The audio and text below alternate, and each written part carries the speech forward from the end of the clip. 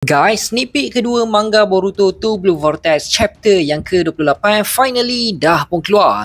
Tapi kalau ikutkan yang sebenarnya spoiler untuk chapter yang ke-28 ni pun dah keluar tau. Tapi dia tak keluar sampai habis lah. Hanya spoiler sampai page yang ke-32 je kalau tak silap. Dan rupanya sebab apa spoiler chapter yang ke-28 ni tak keluar sampai habis disebabkan official ada nak riliskan sneak peek yang kedua hari ni juga. So guys, untuk dalam video kali ni aku akan borakkan pasal sneak peek yang kedua daripada official untuk chapter yang ke-28. Dan aku nak borakkan juga sedikit spoiler apa yang berlaku untuk dalam chapter kali ni. Tapi sebelum tu guys, kalau korang belum like, komen dan share, korang boleh buat semua tu dulu, okay? Dan kalau korang tengah cari hoodie anime yang lawa, korang boleh terus je order dekat tag Shopee yang ada dalam video ni, okay?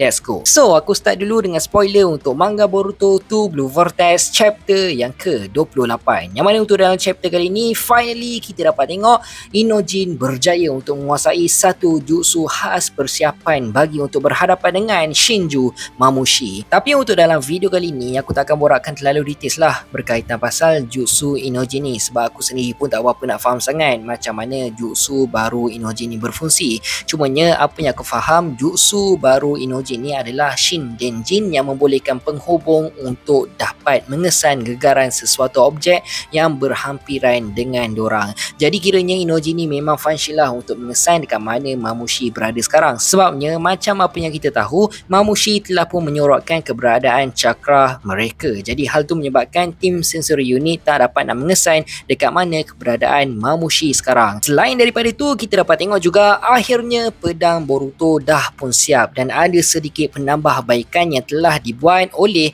Kake Sumire. Pedang Boruto sekarang ni dah dimodifikan menggunakan scientific ninja tools tau, dan berkemungkinan menggunakan bahan yang tak wujud lagi dekat dunia shinobi. Malah dengan penambahbaikan yang telah dibuat oleh Sumire membuatkan Boruto lagi mudah untuk menggunakan pedang tersebut tanpa perlu struggle untuk maintainkan Uchiha style Kenjutsu dekat pedang tu. Sebab sekali je Boruto dah pegang pedang tu, automatik teknik tu akan terus diaktif tanpa Boruto perlu struggle untuk maintainkan teknik tu waktu berlawan. Dan apa yang lagi menarik, pedang tu juga hanya boleh dipegang oleh Sasuke, Boruto dan juga Sumire sahaja. So kiranya kalaulah ada orang lain cuba nak rampas ataupun curi pedang Boruto, automatik pedang tu akan mengambil cakra dorang. Tak lupa juga guys, untuk dalam chapter ni kita akan dapat tengok gambaran masa depan yang telah dilihat oleh Kashin Koji, yang mana kelihatan Himawari akan terkorban dalam masa yang terdekat dan Eda akan menjadi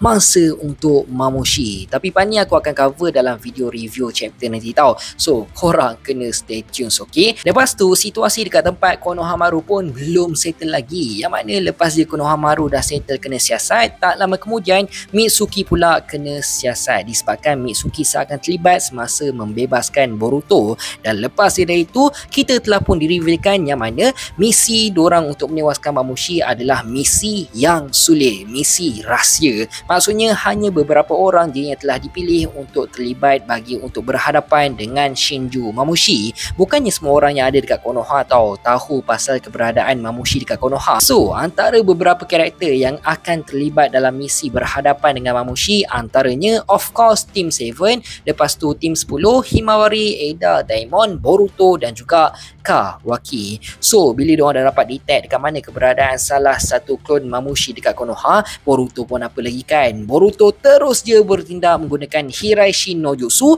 lalu Boruto terus je menebas salah satu klon daripada Mamushi. Pak ni memang stylo habis lah guys. Tapi apa yang menariknya dekat sini, salah satu klon Mamushi ada cakap kalau sesiapa yang cuba untuk menghalang ataupun orang tu tak berguna untuk dorang, sebagai contoh bila Mamushi tanya dekat sesiapa je dekat sana, penjual ramen ke apa berkaitan pasal Eda, tapi orang tu tak dapat nak jawab dekat mana Eda berada sekarang, jadi Mamushi tak akan teraga untuk membunuh orang tu. Dan dekat sneak peek kedua yang telah dikeluarkan oleh official, kita dapat tengok selepas je Boruto telah berjaya untuk menewaskan salah satu klon daripada Mamushi, secara tiba-tiba Boruto telah diserang secara brutal oleh Mamushi yang lain. Dan kelihatan Boruto sendiri seakan struggle untuk berhadapan dengan kekuatan Mamushi. Part ni memang aku suka tengok betapa struggle je Boruto untuk berhadapan dengan Mamushi. Sebab aku sendiri memang letakkan high expectation untuk Shinju Mamushi ni akan menjadi satu ancaman yang best dekat Konoha nanti. Serius guys, aku memang excited gila nak tengok full chapter untuk chapter yang ke-28 ni. Cumanya ada kemungkinan pertarungan di antara Boruto menentang Mamushi akan bermula dekat hujung-hujung chapter nanti, dan berkemungkinan chapter yang ke-29 akan jauh lagi hype daripada chapter yang ke-28, sebabnya chapter yang ke-29 lah nanti yang akan cover pertarungan-pertarungan yang akan berlaku nanti. So pendapat korang macam mana pula? Komen dekat bawah.